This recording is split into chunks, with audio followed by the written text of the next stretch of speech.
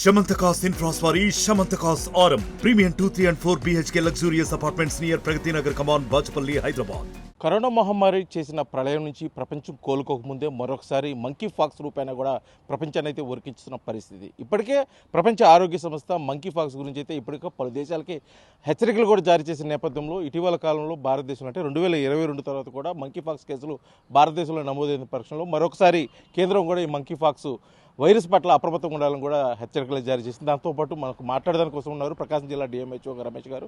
వారు మాట్లాడి తెలుసుకునే ప్రయత్నం. సార్ చెప్పండి, గతంలో కరోనా మహమ్మారి చేసిన ప్రళయం అంతా ఇంత కాదు, దాని నుంచి కోలుకుంటున్నామనే పక్షంలో ఈ మంకీ ఫాక్స్ ప్రపంచ ఆరోగ్య సంస్థ అయితే పూర్తిగా భారీ స్థాయిలో హెచ్చరికలు జారీ చేసింది. అలా ఈ మంకీ ఫాక్స్ ఏంటి, దీన్ని ఎలా ప్రభావం చూపుతూ ఉంటారు? సో ప్రపంచ ఆరోగ్య సంస్థ వాళ్ళు మంకీ పాక్స్ గురించి ఎమర్జెన్సీ అనేది విధించడం జరిగింది. సో మాకు కూడా కేంద్ర రాష్ట్ర ప్రభుత్వాల నుంచి ఈ మార్గదర్శకాలు రిలీజ్ అయినాయి మంకీ పాక్స్ గురించి. సో ఈ మంకీ పాక్స్ అనేది వైరస్ వల్ల వ్యాపిస్తుంది.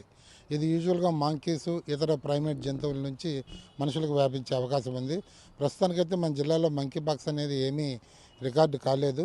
కాకపోతే ఈ వ్యాధి లక్షణాలు ఏంటంటే ఇది సోకిన తర్వాత జ్వరము, ఒళ్ళు నొప్పులు, తర్వాత కండరాల నొప్పులు, వెన్నులో నొప్పి, అట్లాగే స్కిన్ మీద ర్యాషెస్ అనేటివి వస్తాయి. అట్లాగే మన కండరాల నొప్పులు, వీటితోటి మామూలుగా శరీరం మీద బొబ్బలు ఏంటంటే అమ్మవారు పోసినట్టుగా ఉంటాయి.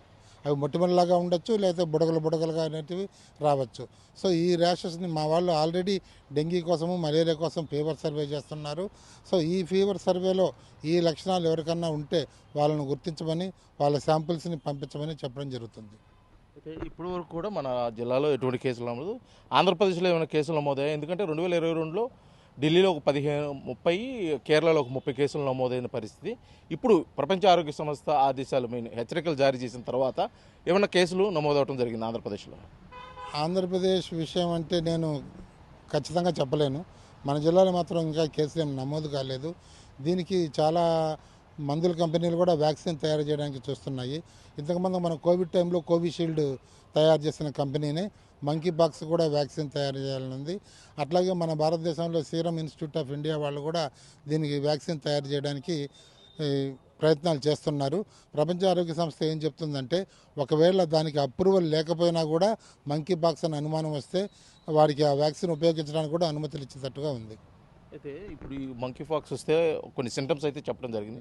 దీనికి సంబంధించి ఒకవేళ మంకీ ఫాక్స్ అటాక్ అయిన వాళ్ళకి ప్రత్యేకమైన ట్రీట్మెంట్ ఇచ్చేదానికోసం ఇక్కడ సదుపాయాలను ఏర్పాటు చేయడం జరిగిందట.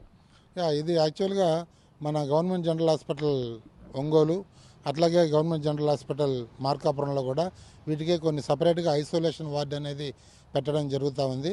సో ఎవరికైనా అనుమానం ఉన్న వాళ్ళని అక్కడ ఉండాలి. దీంతో చాలా జాగ్రత్తగా ఉండాలి. కోవిడ్ లాగే ఇది కూడా నోట్లోని స్రవాల ద్వారా కానీ, లేకుంటే ఫొమైట్స్ వస్తువులను వాళ్ళు తాకిన వస్తువుల్ని మనం తాకడం వల్ల కానీ ఇతరత్ర ఇది వ్యాపించే ప్రమాదం ఉంది. కాబట్టి కోవిడ్కి అయితే ఏ జాగ్రత్తలు తీసుకున్నారో పారామెడికల్ స్టాఫ్ అదే జాగ్రత్తలు తీసుకుంటూ వాళ్ళకు ట్రీట్మెంట్ ఇవ్వాల్సి ఉంటుంది. అంటే వ్యాధి వచ్చిన తర్వాత ట్రీట్మెంట్ సంగతి ఓకే, వ్యాధి రాకముందే దాన్ని గుర్తించి నివారణ మార్గాలు మీ ఆరోగ్య శాఖ నుంచి ఇవ్వడం జరిగిందంట.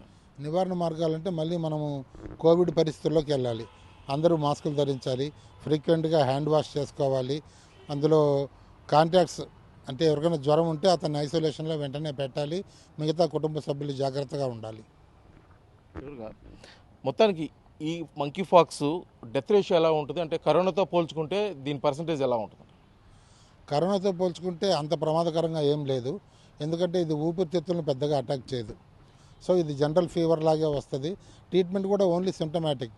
జ్వరం వస్తే పారాసిటమాల్ ఇవ్వడము, లేదు బాడీలో ఫ్లూయిడ్స్ డిహైడ్రేషన్ వస్తే వాళ్ళకి ఐవీ ఫ్లూయిడ్స్ ఇవ్వడము, సిమ్టమాటిక్ ట్రీట్మెంట్ మాత్రమే, స్పెసిఫిక్ ట్రీట్మెంట్ లేదు. రాకుండా అరికట్టాలంటే జాగ్రత్తలు తీసుకోవడము. హైలీ రిస్కీ పీపుల్ ఉంటారు, మెడికల్ స్టాఫ్ కానీ పారామెడికల్ స్టాఫ్, ఈ మంకీ పాక్స్ వార్డుల్లో పనిచేసే వాళ్లకు వ్యాక్సిన్ కూడా అవైలబిలిటీకి వస్తే అది వాడటం జరుగుతుంది. మొత్తానికి కూడా కరోనా మహమ్మారి అంత ప్రమాదకరం కాకపోయినప్పుడు కూడా ఇది కూడా మంకీ ఫాక్స్ ప్రపంచ దేశాల్లో ఉనికిస్తున్నటువంటి ఈ మంకీ ఫాక్స్ వైరస్ వల్ల చాలా ప్రమాదం ఉంది. కాబట్టి ఇది పూర్తిగా వ్యాధి వచ్చి అందరికీ వ్యాప్తి చెందక ముందే కొన్ని నివారణ మార్గాలు చేయాలి. దీనికి సంబంధించి అయితే ఇప్పటికే ప్రపంచ ఆరోగ్య సంస్థ హెచ్చరికలు జారీ చేయడింది, దానికి సంబంధించి కేంద్రం కూడా హెచ్చరికలు జారీ చేయడింది. కాబట్టి దీనికి సంబంధించి అన్ని ఏర్పాట్లు కూడా మేము వైద్య ఆరోగ్య శాఖ నుంచి కూడా తీసుకోవడం జరిగింది. కాబట్టి ప్రజలు అప్రమత్తంగా ఉండాలి, కరోనా సింటమ్స్ అయితే ఫాలో అవ్వాలని చెప్పేసి కూడా తెలియజేస్తున్న పరిస్థితి ఉంది. విడిజనలిస్ట్ లక్ష్మణ్తో శ్రీనివాస్, RTV, ఒంగోలు, ప్రకాశం జిల్లా. మరిన్ని వీడియోస్ కోసం ఛానల్ ని సబ్స్క్రైబ్ చేయండి, లేటెస్ట్ అప్డేట్స్ కోసం వాట్సాప్ ఛానల్ ని ఫాలో చేయండి అండ్ లింక్ డిస్క్రిప్షన్ లో ఉంది.